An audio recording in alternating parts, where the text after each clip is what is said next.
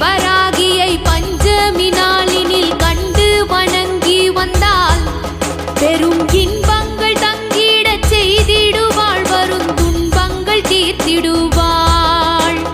சிங்கத்தின் மீதினில் வந்தருள் செய்திடும் சிந்துர வண்ணத்தினாள், அன்னை செங்கையில் சங்குடன் சக்கரம் கொண்டவள் விஷ்ணுவின் அம்சத்தினாள்.